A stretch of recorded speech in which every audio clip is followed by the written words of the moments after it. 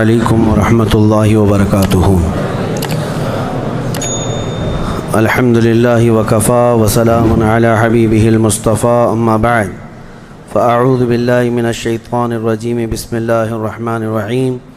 ان اللہ وملائکتہ یصلون علی النبی یا ایہا الذین آمنوا صلوا علیہ وسلموا تسلیما۔ اللہم صل علی سیدنا ومولانا محمد معدن الجود والکرم وآلہ واصحابہ الکرام وابنہ الکریم وبارک وسلم صلاة دائمة سرمدا ابدا بحمدہ تعالی وبکرم مصطفیٰ صلی اللہ تعالی علیہ وسلم۔ آج کی اس شب میں قرآن عظیم کے تقریباً 22 پارے مکمل ہو چکے ہیں۔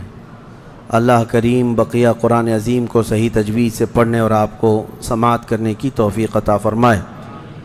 22ویں پارے کے اخیر سے سورہ یاسین شریف کی شروعات ہوتی ہے، بس وہ 1.5 صفحہ باقی رہ گیا۔ انشاءاللہ العزیز یاسین مبارک کل مکمل تلاوت کی جائے گی۔ آج جیسے کہ آپ کو پتہ ہے میں 2 دن تک آپ کے ہاں غیر حاضر تھا، اور اس درمیان 17 رمضان المبارک گزری، جس میں اسلام کی ایک عظیم تاریخ وابستہ ہے۔ 17 رمضان المبارک کو یوم الفرقان کہا جاتا ہے۔ یوم الفرقان اس کا ایک نام ہے، یعنی حق اور باطل کے درمیان فرق پیدا کرنے والا دن، جس دن اسلام کی ایک عظیم جنگ بدر واقع ہوئی تھی۔ مجھے احباب سے یہ گزارش ہوئی، یہ خواہش ظاہر کی گئی کہ آج اصحاب بدر کے متعلق پھر سے میں یہاں پر ذکر کروں اور ان کے ناموں کی انشاءاللہ آج تلاوت بھی کروں۔ اس کی وجہ یہ ہے کہ ہمیں یہ ضروری ہے کہ ہمارے بچوں میں یہ عظیم تاریخوں کو منتقل کرتے رہیں۔ کربلا تو ہر سال سنتے ہیں، لیکن پھر کیوں سناتے ہیں؟ اس لیے کہ بار بار سننے سے جذبہ جوان رہتا ہے۔ ہمارے بچوں کو یہ کہانیاں نہیں ہیں، بلکہ ان کے جذبوں کو جوان رکھنے اور حوصلوں کو بلند رکھنے والی یہ دوائیاں ہیں۔ جنگ بدر جس کو 14 صدیاں گزر گئے، لیکن ظالم کفار آج بھی بھول نہیں سکے۔ جنگ بدر کا ایک رخ پوری دنیا جانتی ہے، بلکہ سب چڑھ چڑھ کر کے بیان بھی کرتے ہیں اس کو، یہ دشمنان اسلام۔ اس کا پس منظر کیا تھا، وہ کیوں ہوئی تھی، اس پر کوئی کلام نہیں کرتے، کیونکہ درد مرنے کا زیادہ ہوتا ہے، تو یہ مرے زیادہ تھے۔ اس میں 70 کافر مرے تھے اور 70 قیدی بن کر کے آئے تھے۔ پوری جنگ بدر میں ان کفار کو صرف یہی دکھتا ہے کہ 70 لوگوں کو مارا اور 70 کو پکڑ کر کے قیدی بنا لیا۔ پوری جنگ بدر میں یہی نظر آتا ہے۔ لیکن میرے عزیزو، اگر انصاف کی عینک رکھنے والا غور سے ان حالات کو پڑھے گا تو اس نتیجے کو پہنچے گا، اسلام میں یہ جتنی جنگیں ہوئیں جس میں حضور پاک صلی اللہ تعالیٰ علیہ وسلم تشریف لے گئے، اکثر کا تعلق ڈیفنس سے ہے، یہ ڈیفینسیو رہی ہیں۔ اب میں آپ کو ایک چیز بتاتا ہوں، کیونکہ جنگ بدر کے احوال بتانے سے پہلے اس کا پس منظر بتانا ضروری ہے کہ کیوں ہوئی۔ اچھا یہ بھی میں آپ کو کلیئر بتا دوں کہ یہ پہلی جنگ نہیں ہے، جیسے کہ مشہور ہے نا جنگ بدر، اس سے پہلے بھی چھوٹی چھوٹی جنگیں ہوئی ہیں، لیکن جو بڑی جنگ جس میں مقابلہ ہوا اور جس میں اللہ نے روشن فتح عطا کی، وہ بدر کی جنگ ہے، 17 رمضان المبارک 2 ہجری کو۔ انشاءاللہ میں سیرت کے درس میں عرض کروں گا، جنگ بدر سے پہلے بھی 6 جنگیں ہوئی ہیں تقریباً، جس میں کچھ صحابہ گئے تھے، کچھ میں حضور بھی گئے تھے، کچھ میں ہلکی پھلکی مڑبھیڑ ہوئی اور کسی میں جنگ نہیں ہوئی، لیکن جو بڑی یعنی صف آرا ہو کر جنگ ہوئی تھی وہ جنگ بدر، یہی 17 رمضان المبارک والی، یہ پہلی ہے۔ جیسے کہ ایک بدر اولا بول کر کے ایک جنگ مشہور ہے، اور بدر ثانیہ اس کو کہتے ہیں، یہ 17 رمضان المبارک والی، میں اس کو انشاءاللہ سیرت کے بیان میں عرض کروں گا۔ آج اس پر ہم فوکس کرتے ہیں کہ کیوں ہوئی۔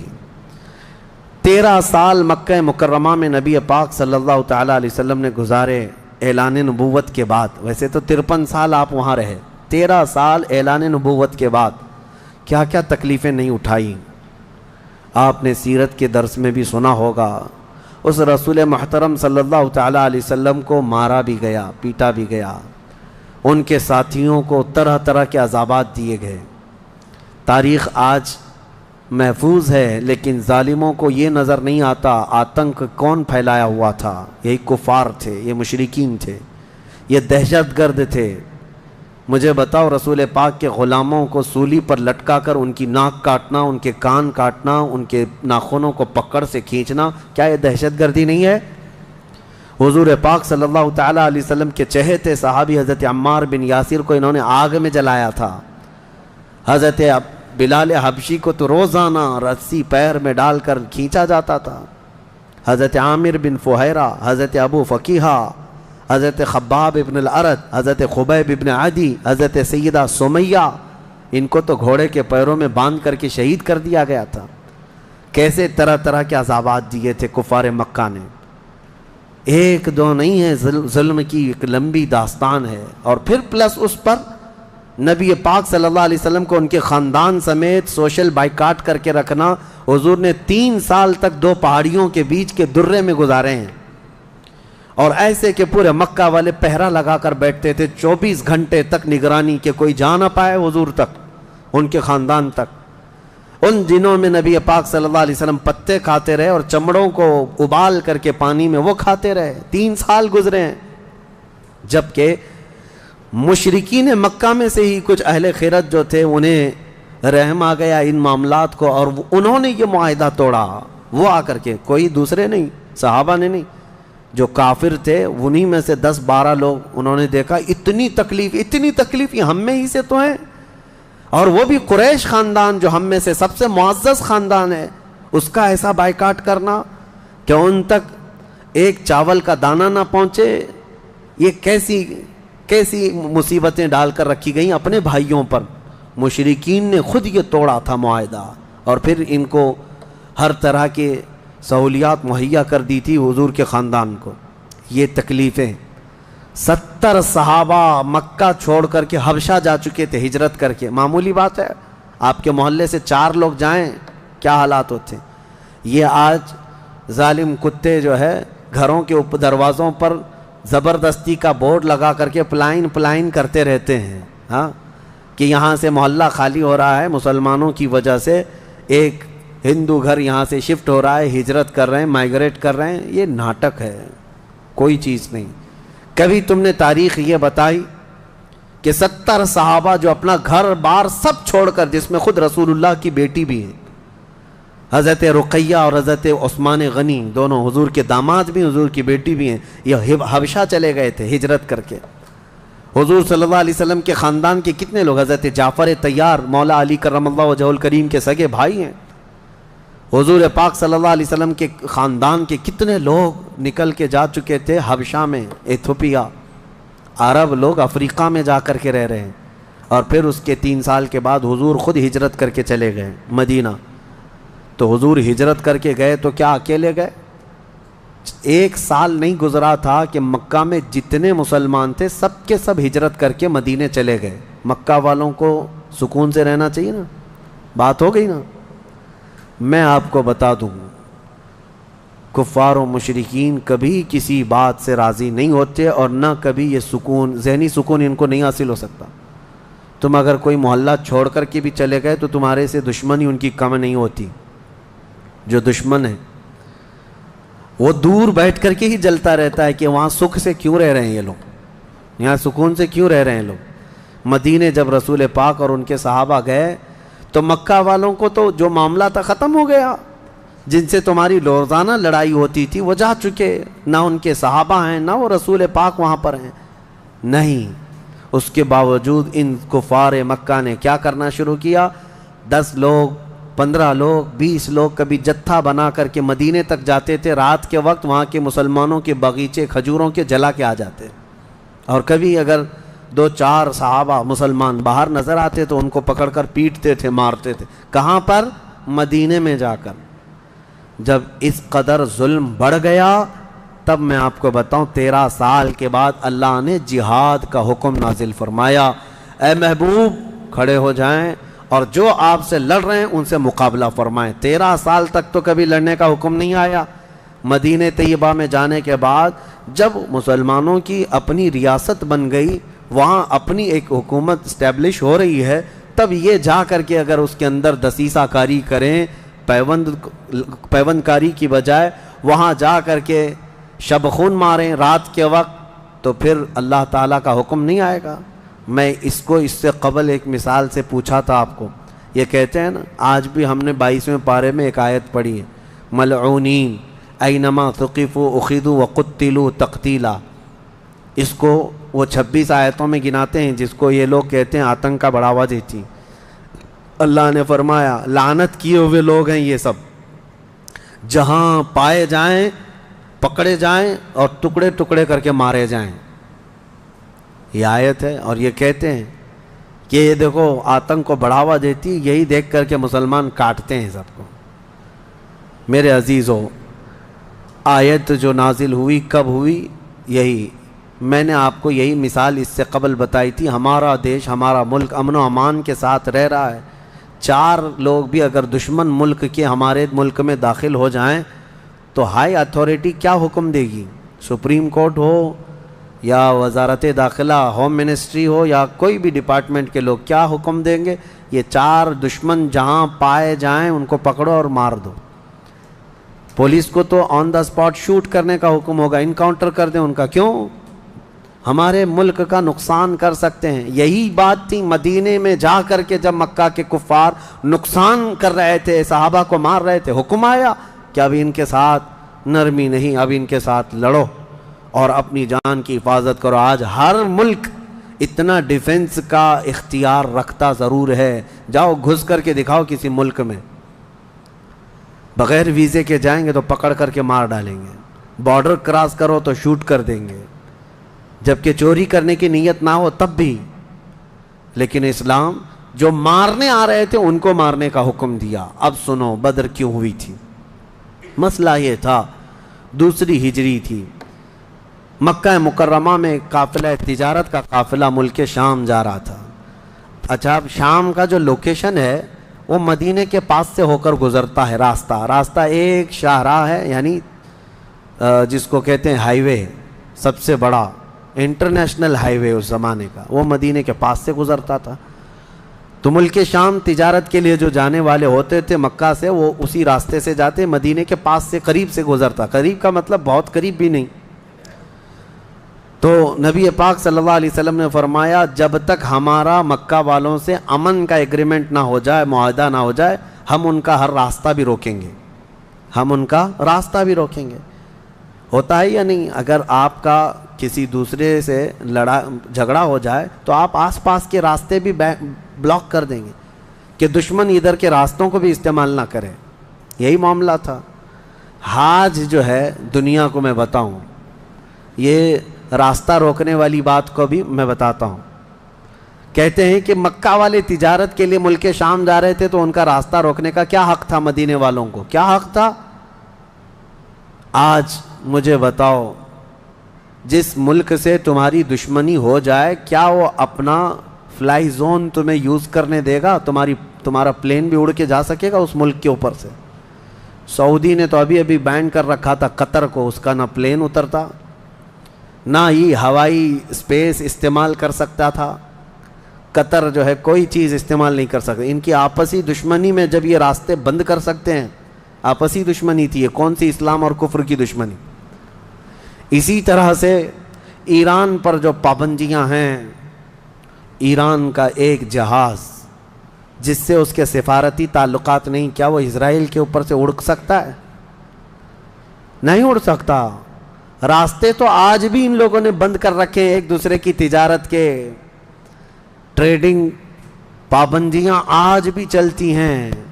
1400 سال پہلے جب نبی پاک صلی اللہ علیہ وسلم نے صرف ان کا راستہ روکنے کی بات کی تو آج یہ پوری دنیا کے جو ماڈرن اپنے آپ کو کہتے ہیں اور بہت زیادہ ویل ایجوکیٹڈ سمجھتے ہیں، ان کے پیٹ میں درد ہونے لگتا ہے کہ یہ کیسا راستہ روکنے والا کیا سسٹم تھا؟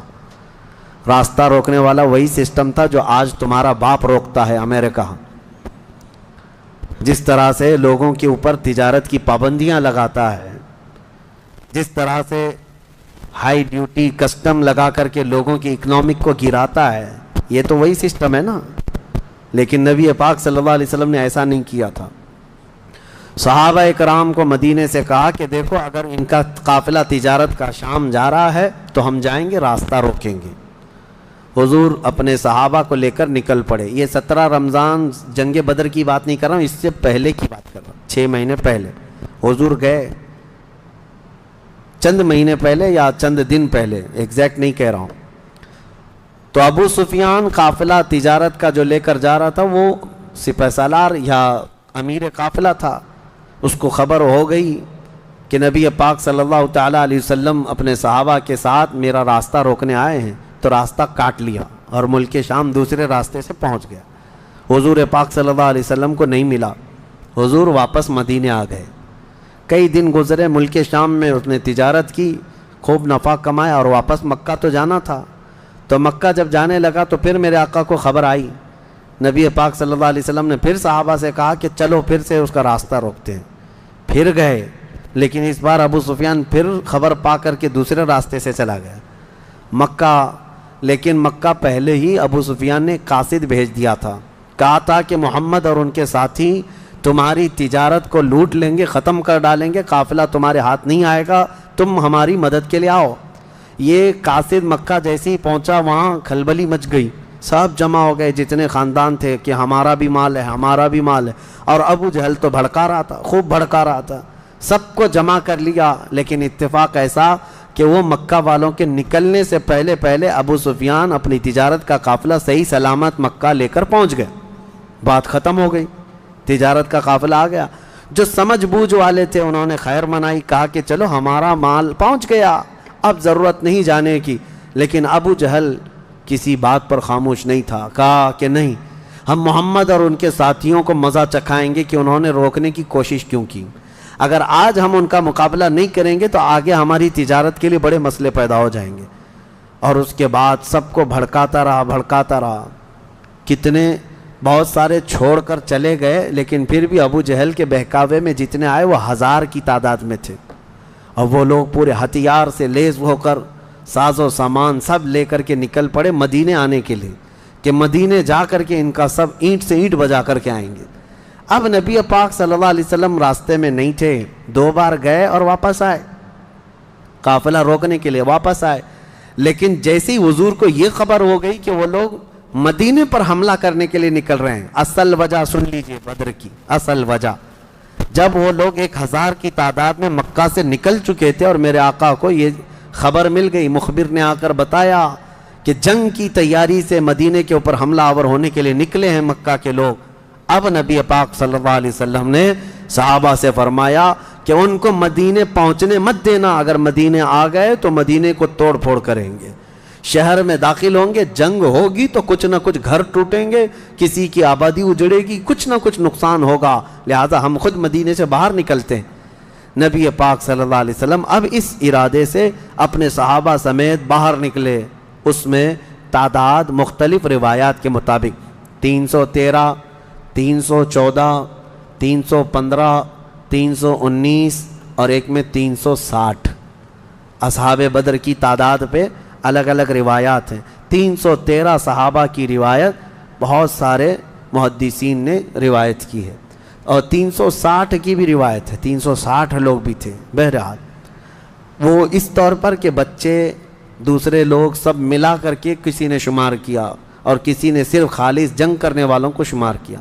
اس میں سارے بڑے بڑے اجلہ صحابہ ہیں، سیدنا ابو بکر صدیق، سیدنا عمر فاروق، سیدنا حیدر کرار، علی مرتضیٰ رضی اللہ تعالیٰ عنہ، دیگر اصحاب. ہاں، حضرت عثمان غنی رضی اللہ تعالیٰ عنہ اس میں شامل نہیں تھے. اس کی وجہ یہ تھی کہ حضور صلی اللہ علیہ وسلم کی بیٹی حضرت رقیہ بیمار تھیں، مدینے میں تھی. نبی پاک صلی اللہ تعالیٰ علیہ وسلم نے حضرت عثمان سے کہا کہ تم اپنی اہلیہ میری بیٹی کی تیمارداری میں رہو، تمہیں بدر میں شریک ہونے کا برابر ثواب دیا جائے گا. حضرت عثمان غنی مدینے میں تھے. اسی وجہ سے آج بھی اصحاب بدر کے ناموں کی جب تلاوت ہوتی ہے نا تو حضرت عثمان کا نام بھی اس میں آتا ہے. وہ اگرچہ جنگ میں گئے نہیں تھے لیکن اسمائے بدر میں ان کا نام شامل ہے. آپ پڑھ کر کے دیکھنا یا سننا تو حضرت عثمان غنی کا بھی نام ہے، کیونکہ مال غنیمت جب تقسیم ہو رہا تھا تو حضور نے حضرت عثمان کو بھی اس میں سے حصہ دیا تھا. خیر، جب نبی پاک صلی اللہ تعالیٰ علیہ وسلم یہ صحابہ کو لے کر نکلے، اب مدینے سے 160 کلومیٹر مکہ کی طرف کا یہ راستہ ہے بدر. بدر ایک علاقے کا نام ہے، وہاں ایک کنواں تھا جس کا نام بدر تھا، جس کی وجہ سے اس علاقے کا نام بدر پڑا. اب حالات دیکھیں کیسے آزمائش کے بڑھتے گئے. میں مختصراً انداز میں آپ کے سامنے رکھوں گا. یہ جنگ کا پس منظر تھا. حضور لڑنے کے لیے گئے نہیں تھے بلکہ ڈیفینس کے لیے، کہ مکہ والے نکل چکے تھے. اب مکہ والے آ کر جس جگہ پڑاؤ کیے وہ بھی بدر تھا، وہاں کنواں تھا، پانی تھا، اس کے لیے وہاں پر ان لوگوں نے بھی قیام کیا. میرے آقا صلی اللہ علیہ وسلم نے بھی اپنا لشکر انداز کر دیا. صحابہ وہاں پر اتر پڑے، سب کے خیمے لگ گئے اور کنویں کے پانی پر بھی قبضہ ہوا. اس کے بعد دیکھا صحابہ کے دل گھبرائے ہوئے تھے، کیونکہ حضور صلی اللہ علیہ وسلم اور صحابہ کو جو زمین ملی تھی وہ ریتیلی زمین تھی، بالو کی زمین، پاؤں دھس جایا کرتے تھے. اور کفار مکہ جہاں پر اترے تھے وہ تو سخت سپاٹ فلیٹ زمین تھی، مٹی کی زمین تھی، اور اس میں گھوڑے اچھی طرح دوڑتے تھے. یہ ریتیلی زمین پر گھوڑوں کے پیر بھی گھس جاتے اور انسانوں کے بھی. اچھا، یہ بات بھی میں بتا دوں، کل تعداد صحابہ اکرام رضوان اللہ تعالیٰ علیہ مجمعین کے ساتھ 313 صحابہ میں صرف 4 گھوڑے تھے. 4 گھوڑے، یہ 4 گھوڑوں پر بیٹھ کر کے گئے ہیں. کون سوار ہوا ہوگا، کون پیدل چلا ہوگا؟ اور اونٹوں کی کچھ تعداد. اس کے علاوہ تلوار سب کے پاس نہیں، اور جس کے پاس ہے ان کی سبزیاں بھی کٹتی نہیں. ان حالات میں تو وہ گئے تھے.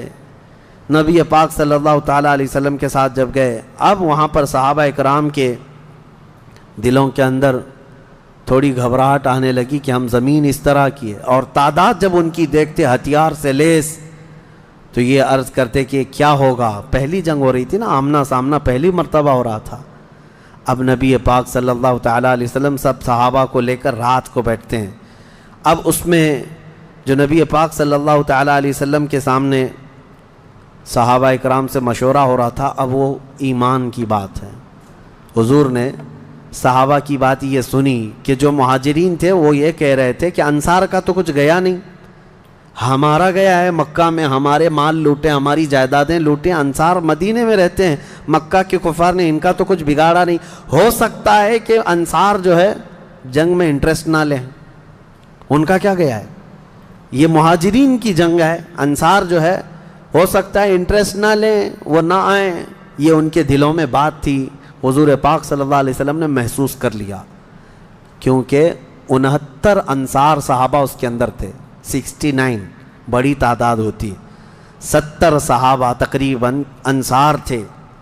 اب دلوں میں جب یہ بات آئی مہاجرین کے کہ پتہ نہیں ہے لڑیں گے کہ نہیں لڑیں گے، کیونکہ ان کا تو کچھ گیا نہیں ہے نا. جیسے آج لوگ کہتے ہیں میرا تھوڑی نا اس سے کوئی مسئلہ ہے. تو پھر نبی پاک صلی اللہ علیہ وسلم نے رات کے وقت انصار صحابہ کو پہلے بلایا. سب بیٹھے ہوئے تھے، مشورہ کرنا تھا. سید الانصار حضرت سعد ابن معاذ رضی اللہ تعالیٰ عنہ انصار کے سردار تھے. بلایا اور پوچھا کہ تمہارا کیا مشورہ ہے، آپ کا کیا مشورہ ہے جنگ کے سلسلے میں. سنو، حضور پاک صلی اللہ تعالیٰ علیہ وسلم کی بارگاہ میں حضرت سعد بن معاذ سب سے پہلا جواب کیا دیتے ہیں؟ کہتے ہیں یا رسول اللہ صلی اللہ علیہ وسلم، پورے انصار کی طرف سے تو میں ترجمانی کرنے کے لیے کھڑا ہوں، لیکن میرے آقا کیا ہم بھی کوئی پوچھے جانے کی چیز ہیں؟ آپ کے سلسلے میں ہم بھی کوئی پوچھے جانے کی چیز ہیں؟ اور حضرت سعد ابن معاذ کہتے ہیں قسم رب ذوالجلال کی، مدینے سے برق الغماد یمن تک بھی آپ جائیں، انصار کا ہر بچہ آپ کے قدموں کے ساتھ ہوگا. آپ تو صرف بدر تک آئے یا رسول اللہ، اگر ہمیں پیدل یمن تک بھی لے جاتے ہم آپ کے پیچھے جاتے. ان کے الفاظ میں سناؤں، ایمان تازہ ہو جاتا ہے. حضرت سعد ابن معاذ رضی اللہ تعالیٰ عنہ فرماتے ہیں یا رسول اللہ صلی اللہ علیہ وسلم، آج میں سارے انصار صحابہ کی طرف سے ترجمانی کرتے ہوئے، جس کو کہتے ہیں ریپریزنٹیٹیو، میں کھڑا ہوں، عرض کرتا ہوں میرے آقا اگر کسی کے ذہن میں یہ بات ہے تو وہ نکال دے کہ ہم صرف اپنے وطن میں رسول اللہ کی مدد کرتے ہیں، بلکہ اللہ کے نبی صلی اللہ تعالیٰ علیہ وسلم جس کونے میں جائیں گے انصار کو وہاں حضور پائیں گے۔ اب حضور کی بارگاہ میں عرض کرتے ہیں آقا آپ کو کل اختیار ہے، آپ کو کل اختیار ہے۔ اب سنو حضرت سعد ابن معاذ کے یہ بدر کے میدان سے ایک دن پہلے کے الفاظ ہیں، ایک دن پہلے کے الفاظ ہیں، یا رسول اللہ صلی اللہ علیہ وسلم آپ کو کل اختیار ہے، جس کا رشتہ ملانا ہے ملا دیجیے آپ، اور جس کو توڑنا ہے آج ہی آپ فرما دیں، ہم ہمیشہ آخری سانس تک کے لیے توڑ دیں گے۔ اگر آپ فرما دیں کہ اس کی بیوی اس کے لیے حلال نہیں، اس کا بیٹا نہیں، یا رسول اللہ آخری سانس تک ہم اس سے رشتہ توڑ دیں گے۔ یہ بدر میں جانے سے پہلے حضرت سعد بن معاذ کہتے ہیں جس کا رشتہ آپ ملانا چاہیں میرے آقا ملا دیں، اور جس کا ختم کرنا چاہتے ہیں توڑ دیں، اور جس کو موجودہ حالات میں رکھنا چاہتے ہیں میرے آقا پسند فرما لیں، اور ہمارے مال آپ کے لیے حاضر ہیں یا رسول اللہ، اور ہمارے جس قدر منشا ہو قبول فرمائیں۔ ہاں حضرت سعد ابن معاذ کہتے ہیں ہمارے پاس جو کچھ بھی ہے یا رسول اللہ یہ ہمارا مال حاضر ہے۔ اب یہ دیکھو ادب کے الفاظ، حاضر ہے یا رسول اللہ، جتنا آپ کو چاہیے ہمارا پورا مال قبول کر لیں اور جتنا چاہے چھوڑ دیں، اور قسم رب ذوالجلال کی جو آپ نے چھوڑ دیا وہ دنیا کی سب سے بری چیز ہے ہمارے لیے، جو آپ نے قبول کیا وہ ہمارے لیے سب سے عمدہ چیز ہے۔ یہ بدر کے میدان میں حضرت سعد ابن معاذ رضی اللہ تعالیٰ عنہ کی تقریر چل رہی ہے، اور اس کے بعد حضور پاک صلی اللہ تعالیٰ علیہ وسلم کی بارگاہ میں یہ کہتے ہیں یا رسول اللہ قسم اس رب ذوالجلال کی جس نے آپ کو سچی نبوت کے ساتھ بھیجا، اللہ کی قسم اگر آپ ہمیں حکم دیں سمندر کو چیر کر نکل جانا ہے، رب ذوالجلال کی قسم یا رسول اللہ انصار کا ہر بچہ سمندر میں کود پڑے گا۔ یہ بدر سے پہلے کی تقریر۔ اب ان کی تقریر سن کر حضور بڑے خوش ہوئے، میرے آقا صلی اللہ تعالیٰ علیہ وسلم نہایت ہی خوشی کا اظہار فرماتے ہیں، اور اس کے بعد پھر حضرت مقداد بن اسود ایک صحابی ہیں کھڑے ہوتے ہیں، پوچھا یا رسول اللہ صلی اللہ علیہ وسلم آپ صحابہ سے مشورہ لے رہے ہیں کس بات کا؟ کہا جنگ ہونا چاہیے نہیں ہونا چاہیے؟ حضرت مقداد بن اسود کہتے ہیں یا رسول اللہ ہم بنی اسرائیل نہیں ہیں جنہوں نے موسیٰ علیہ السلام سے کہا تھا اے موسیٰ آپ اور آپ کا خدا جائیے قوم جبارین سے لڑیے، ہم یہاں بیٹھ کے دیکھیں گے۔ نہیں یا رسول اللہ ہم امت محمدیہ ہیں، جہاں میرے آقا کا پسینہ گرے گا ہم سب کا خون کا قطرہ وہاں گرے گا، جب تک ہمارے جسم میں آخری قطرہ بھی خون کا باقی ہے ہم میں سے کوئی پلٹنے کا تصور بھی نہیں کرتا۔ یہ رسول پاک صلی اللہ علیہ وسلم کے چہیتے صحابہ کی تقریریں تھیں، سب کے جذبے جوان تھے، کوئی لوٹنا نہیں چاہتا، کوئی پلٹنا نہیں چاہتا۔ اب صحابہ کو باہر کر کے حضور خیمے میں چلے گئے۔ اب سنو حضور پاک صلی اللہ تعالیٰ علیہ وسلم جیسی ہی خیمے میں گئے جہاں آج مسجد عریش بنی ہے، اس کو عریش کہا جاتا حضور کے خیمے کو۔ حضور سجدے میں گر گئے، سجدے میں گرنے کے بعد نبی پاک صلی اللہ تعالیٰ علیہ وسلم اتنا گریہ وزاری کر رہے تھے، اتنا رو رہے تھے سجدے میں حضور پاک صلی اللہ علیہ وسلم، اور جو صحابی ان کی خدمت میں کھڑے تھے وہ کہتے ہیں نبی پاک صلی اللہ تعالیٰ علیہ وسلم کی الفاظ میں سن رہا تھا ابتحالات کو، عرض یوں کر رہے تھے اے اللہ ایک چھوٹی سی فوج، ایک چھوٹی سی جماعت تیرے دین کی نصرت کے لیے میدان میں اتری ہے، اے اللہ اگر اس جماعت کی تو کل مدد نہ کرے گا تو قیامت تک اس روئے زمین پر کوئی سجدہ کرنے والا نہیں آئے گا، اے اللہ قیامت تک کوئی تیری عبادت نہیں کر سکے گا۔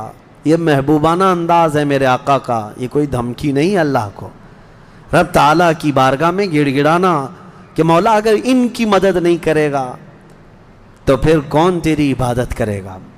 اور اس کے بعد اچانک حضور صلی اللہ علیہ وسلم اٹھے سجدے سے، پیشانی چمک رہی تھی اور حضور مسکرا رہے تھے۔ دو صحابہ کھڑے تھے، کہا یا رسول اللہ صلی اللہ علیہ وسلم آپ اتنی گریہ وزاری کرتے کرتے بھی مسکرانے لگے۔ کہا میرے رب نے میری ڈھارس بندھا دی، مبارک ہو، بشارت ہو، میں نے ابھی ابھی جبرائیل کو جنگی لباس پہن کر اترتے دیکھا ہے، جبرائیل امین آ گئے ہیں۔ وہ صحابہ دوڑے دوڑے گئے، باہر جا کر کہے مبارک ہو اللہ کے نبی کو مدد آ گئی ہے، ابھی رات کا حصہ گزرا نہیں تھا کہ بارش برسنے لگ گئی۔ میرے آقا نے فرمایا میرے صحابہ اللہ کی دوسری مدد آ گئی۔ صحابہ نے پوچھا یہ کیسے؟ کہا جاؤ میدان میں دیکھو، ریت کی زمین پر بارش ہوئی تھی تو ریت پوری جمع ہو گئی، مضبوط ہو گئی، اور کافروں کی زمین پر بارش برسی تو کیچڑ ہو گیا، ان کے پیر پھسلنے لگ گئے، ان کے گھوڑے بدکنے لگ گئے، اور صحابہ کے پیر ریت میں بالکل مضبوط جم کر رہ گئے۔ حضور نے فرمایا بارش بھی اللہ نے تمہاری مدد کے لیے نازل فرمائے۔ صبح اٹھتے ہیں، صبح ہوتی، حضور اکرم نہیں، رات کے وقت ہی، ابھی رات کا وقت ہے، صحابہ کے دل کی تسلی کے لیے میرے آقا اپنے ہاتھ میں ایک چھڑی لے کر جاتے ہیں میدان میں، صحابہ پیچھے پیچھے ہیں، لکیر کھینچا، حضور نے فرمایا کل یہاں ابو جہل گر کے مرے گا، دوسری لکیر کھینچا اور کہا یہاں عتبہ مرے گا، تیسری لکیر کھینچ کر کہا یہاں شیبہ مرے گا۔ یہ بڑے بڑے پہلوانوں کے نام حضور گنا رہے تھے، صحابہ دل ہی دل میں خوش ہو رہے تھے، ان کا یقین کامل اتنا تھا نبی نے جو فرما دیا وہ ہو کر رہے گا۔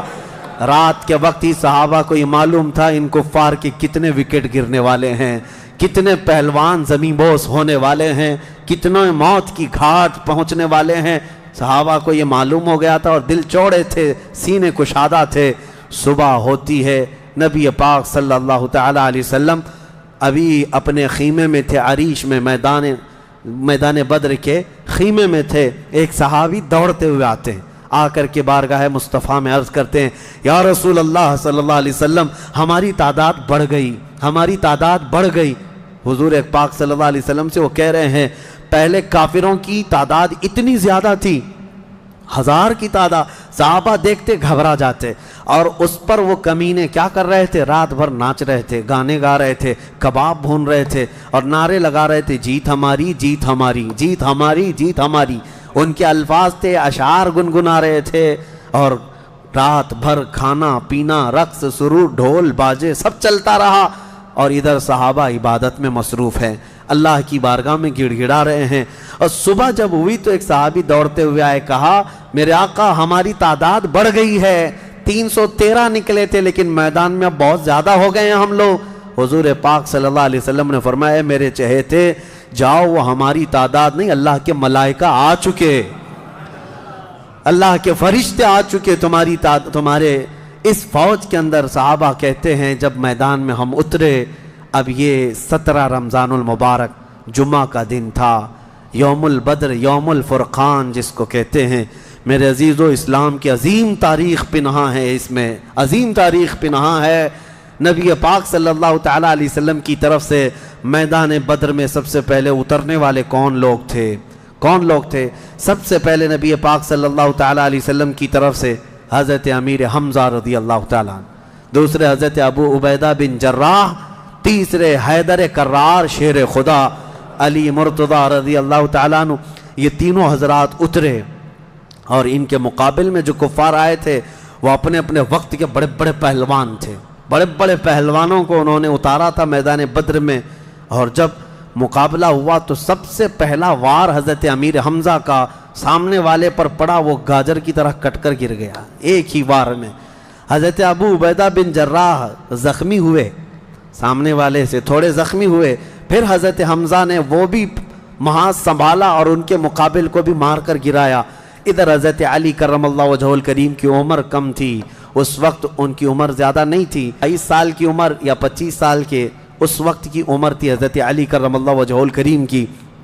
اس وقت حضرت علی جب آئے بالکل جوانی، یعنی 20-22 سال کی عمر، مولا علی کرم اللہ وجہہ الکریم نے اس سے جب مقابلہ کیا تو ذوالفقار حیدری نے ایسا ضرب لگایا کہ اس کی لوہے کی ٹوپی کاٹتے ہوئے 2 ٹکڑے ہو گئے۔ پہلی مرتبہ بدر کے میدان میں آواز آئی تھی سارے صحابہ کی اللہ اکبر، یہ نعرہ تکبیر تھا جو سب سے پہلے بلند ہوا۔ فرماتے ہیں اس آواز کی ہیبت ایسی تھی کہ کفار کے خیمے ہل گئے اور ان کی صفوں میں ہلچل مچ گئی، دہشت طاری ہو گئی۔ صحابہ کے اسی نعرے کو دیکھ کر علامہ اقبال نے شعر کہا تھا، یہ نکلے تھے مڑی ہوئی تلواریں لے کر، کٹی ہوئی اور زنگ آلود تلواریں لے کر جن سے سبزی نہیں کٹتی تھی، لیکن جب نعرہ لگائے تھے اللہ کی مدد ایسی آئی تھی کہ یہ سب زمین بوس ہو گئے دشمن۔ اقبال نے کہا تھا کفر دم توڑ دے گا ٹوٹی ہوئی شمشیر کے ساتھ، کفر دم توڑ دے گا ٹوٹی ہوئی شمشیر کے ساتھ گر تم نکلا جاؤ ایک بار نعرے تکبیر کے ساتھ۔ یہ انہی صحابہ کا نعرہ تھا جب انہوں نے پہلی مرتبہ بلند کیا۔ یہ لڑائی چلتی رہی شام تک، شام ہونے نہ پائی، دوپہر تک اس لڑائی کو پہلے ایک بعد دیگرے، اس کے بعد پھر گھماسان کی لڑائی ہوئی۔ لیکن کفار مکہ میں سے کچھ لوگ کہتے ہیں ہم تو بڑے حوصلوں سے آئے تھے لڑنے کے لیے، بڑے حوصلوں سے آئے تھے، جن کو یہ مدینے میں مکہ میں پکڑ کے مارتے تھے وہ آج ان کے مقابل میں تھے۔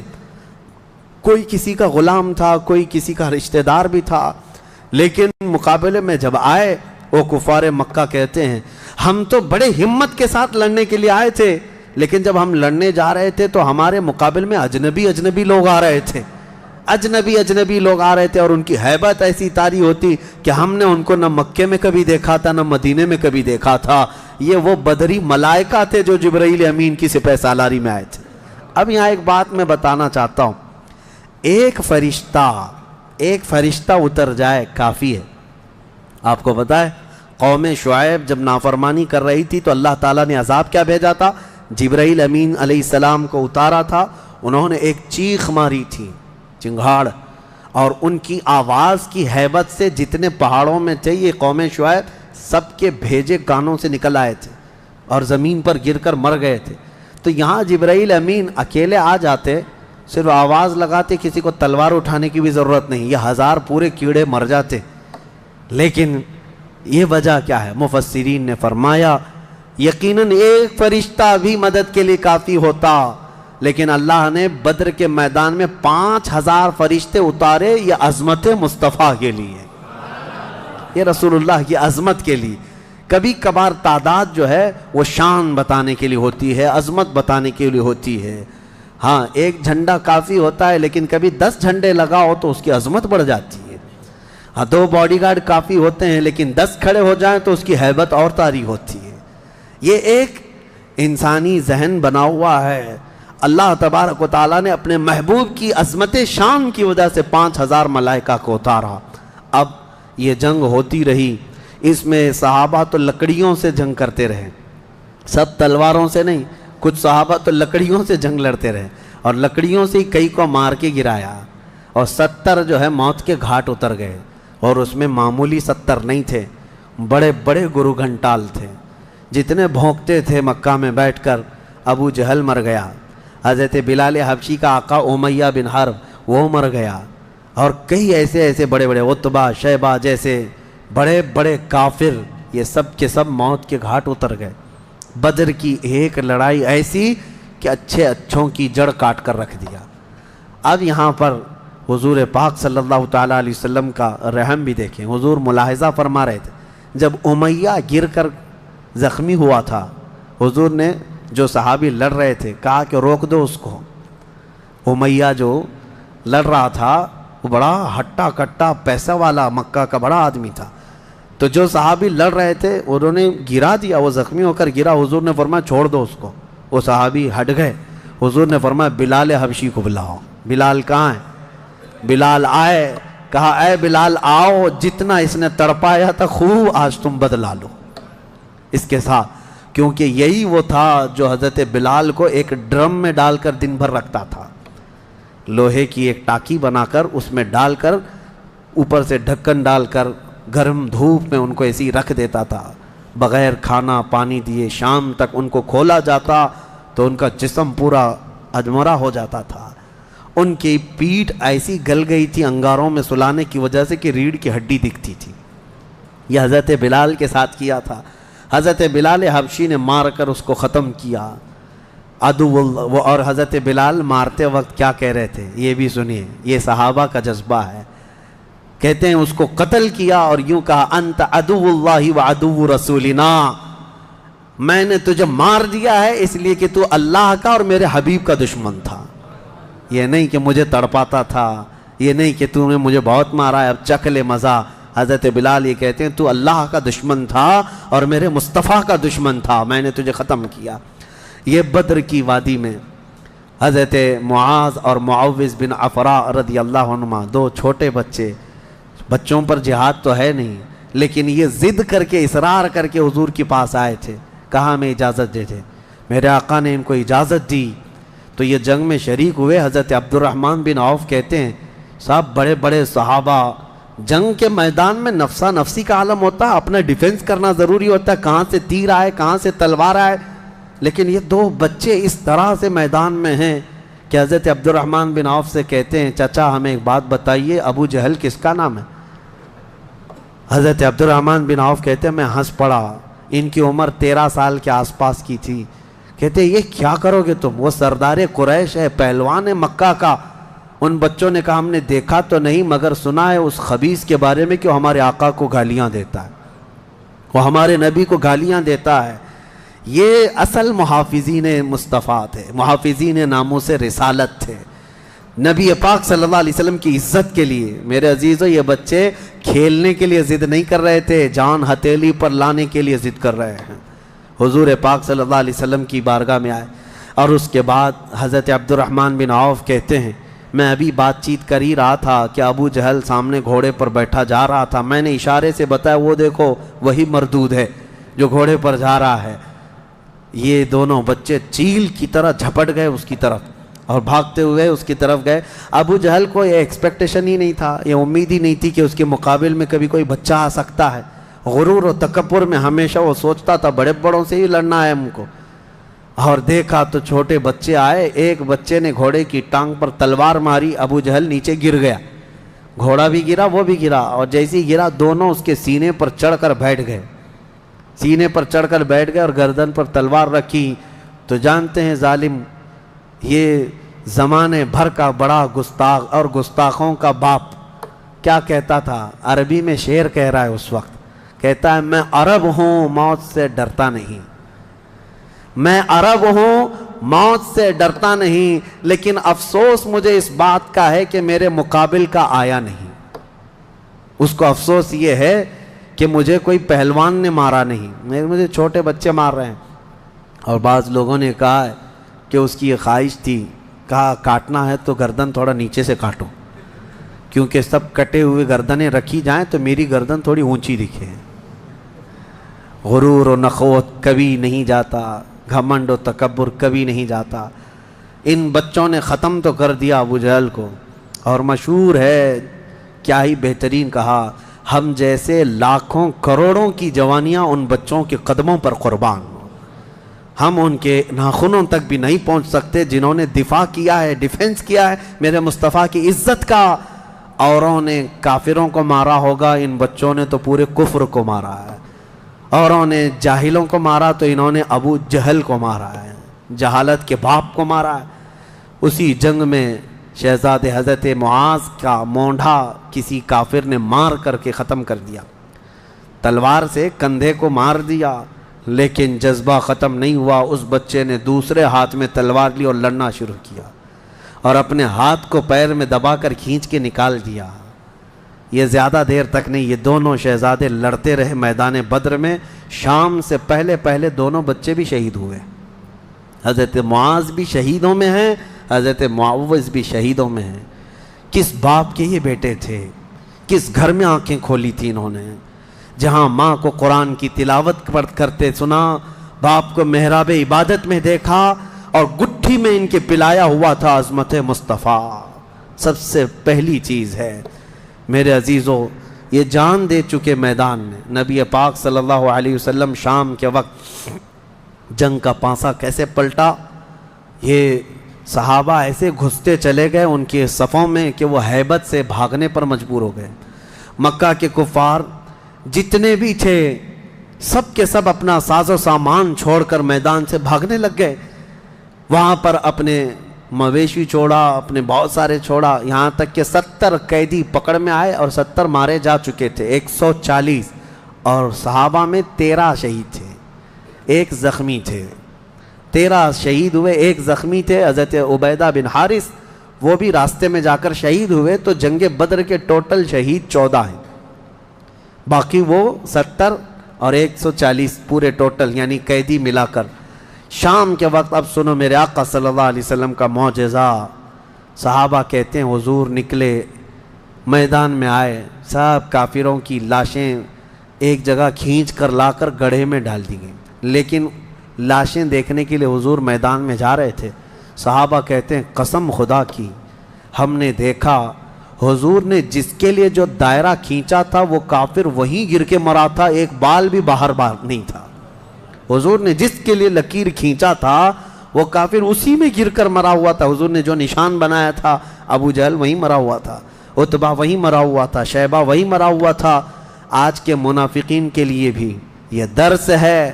یہ دیکھیں جنگ بدر کی تاریخ کو, نبی پاک صلی اللہ علیہ وسلم ایک دن پہلے یہ بتا رہے ہیں کہ کون کہاں مرے گا, اور یہ ابھی تک اس بحث میں ہے کہ پیٹ پیچھے کا علم نہیں, دیوار پیچھے کا علم نہیں, یا اپنے جیسا نبی کو بھی قیاس کرتے ہیں. اللہ ہدایت عطا فرمائے. اب شام کے وقت سارے وہ لاشوں کو لا کر ایک گڑھے میں جمع کر دیا, اور جو مسلمان صحابہ تھے ان کی لاشیں جمع کی گئیں اور ان کو عزت کے ساتھ احترام کے ساتھ اسی بدر کے میدان کے قریب دفن کر دیا گیا. اور کافروں کی لاشوں کے پاس کھڑے ہو کر حضور نے پھر ایک خطبہ دیا. خطبہ دے رہے تھے اور اس میں حضور صلی اللہ علیہ وسلم یہ فرما رہے تھے, اے لوگو ہمارے رب نے جو ہم سے وعدہ کیا تھا وہ پورا کر دکھایا اللہ نے. بتاؤ تمہارا خدا جو تم سے کوئی وعدہ کیا تھا کیا تم کو بھی پورا کر دیا؟ کیا تم نے موت کے بعد وہ چیز پا لی جس کے لیے تم لڑتے تھے؟ صحابہ پوچھنے لگے یا رسول اللہ صلی اللہ علیہ وسلم آپ یہ کس کو سنا رہے ہیں؟ یہ مرے ہوئے کفار کو. حضور نے فرمایا یہ تم سے بھی زیادہ سنتے ہیں, مرنے کے بعد وہ تم سے بھی زیادہ سنتے ہیں. اسی لیے حضور پاک صلی اللہ علیہ وسلم نے فرمایا کہ مردہ لوگوں کی باتیں تو چھوڑیں, چلنے والوں کے پیر کے چپل کے نیچے جو آواز آتی ہے وہ بھی مردہ سنتا ہے, اس کے کان بڑھ جاتے ہیں. اب مجھے بتاؤ میرے عزیزو, بدر میں مارے گئے ہوئے غلیظ قسم کے کافر جب باتیں سن سکتے ہیں تو اللہ کے اولیاء اپنی قبروں میں کیوں نہیں سنتے؟ انبیاء کرام اور اولیاء کرام اپنی قبروں میں نہیں سنتے؟ ہم جاتے ہیں اور اسی یقین کے ساتھ جاتے ہیں کہ وہ قبروں میں ہماری باتوں کو سنتے بھی ہیں, اور اللہ نے ان کو تصرف اور اختیار دیا ہو تو ہمارے حق میں اللہ کی بارگاہ میں سفارش بھی کرتے ہیں.